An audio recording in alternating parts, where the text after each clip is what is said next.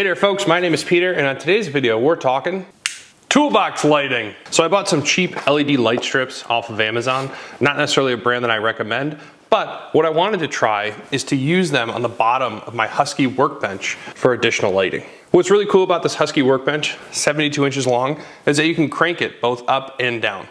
Now when I have it pulled out from the wall, as I'm doing videos, I get access to a lot more storage space than I would otherwise. The problem is that it's really hard to see down here. So the lighting in this garage was historically much worse than it is today. Of course, I did a video in which I installed some overhead lighting. I got some great comments explaining some parallel and serial wiring, which was awesome.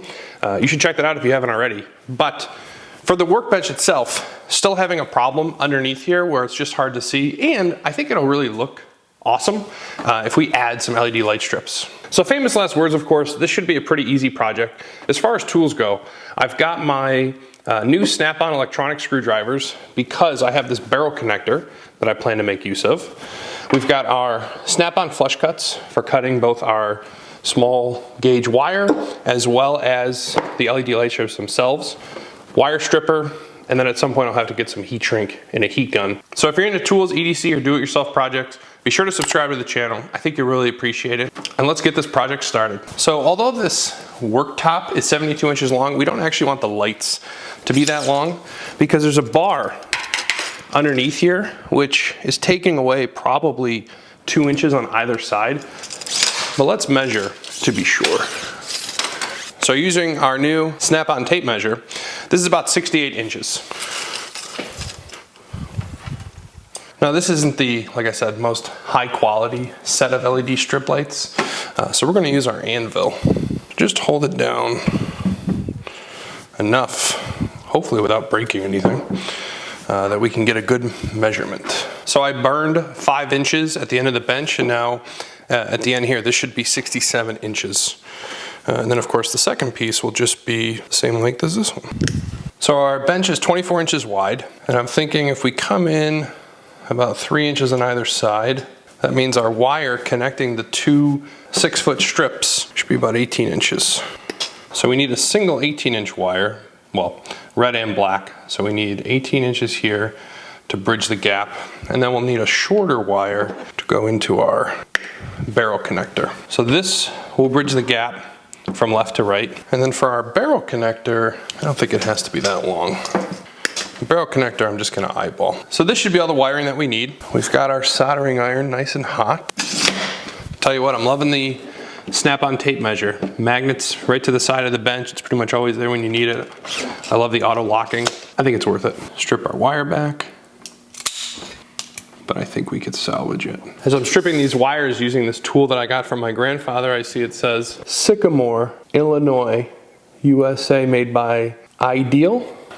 These things are pretty old, but man, if they don't work good. Probably should do a little work getting them cleaned up, but we know how to do that. This helping hands that I got is also from my grandfather. It doesn't have a brand name on it, but you could tell it wasn't made in this century because it's all metal. So even though I stripped the 18-inch wires first, I'm thinking we set those aside and actually try and hook up to our barrel connector before we do anything, because if we hook it to the barrel connector and it doesn't turn on, then we're not going to proceed any farther. But if we hook it up and it passes our first test, we're in business. And then maybe I'll just start by stripping the one end first, which I'll solder, and then we'll strip the other side to get it in the barrel connector. Now I am using a 60-40 tin 40% lead solder. Most of the videos that I've watched on soldering, because if you can't tell, I'm not a professional, have suggested that having some lead actually is more forgiving, but of course it gets on your hands, so you have to wash them. You shouldn't put them in your mouth after you use it. And then I have our cordless M18 Milwaukee fan that's gonna blow the fumes away from me.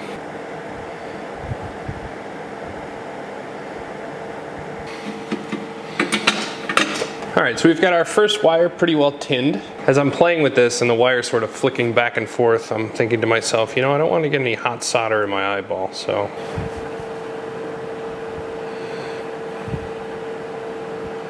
All right, folks, so soldering sucks, and I don't think I did a very good job. We'll add heat shrink at the end if it turns on. For now, we got our barrel connector connected. We use our new snap-on electric screwdrivers. Amazing. So now, theoretically, if we plug that in there, and then we plug this into the wall, and then we hit this switch, ha-ha! Success. So after I soldered everything, I put some heat shrink on it, and like Adam Savage says, we test after every step. But when I tested after that, it did not turn on. And I think what happened is this gauge wire, probably a little bit too big, and as a result, I think we're shorting out when we get the heat shrink on there. These wires are touching. So instead, I just heat shrinked each one individually to try and keep them away from one another. Truthfully, I think we're still likely to have a problem. But that being said, when we turn it on now, it is in fact working, as you can see.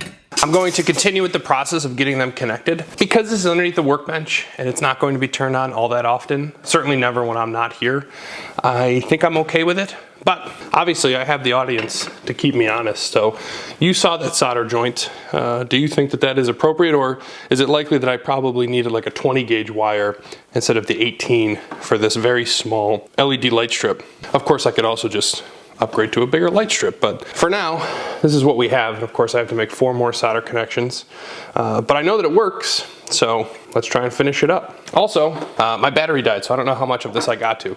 This snap-on tool was the first snap-on tool that I ever purchased.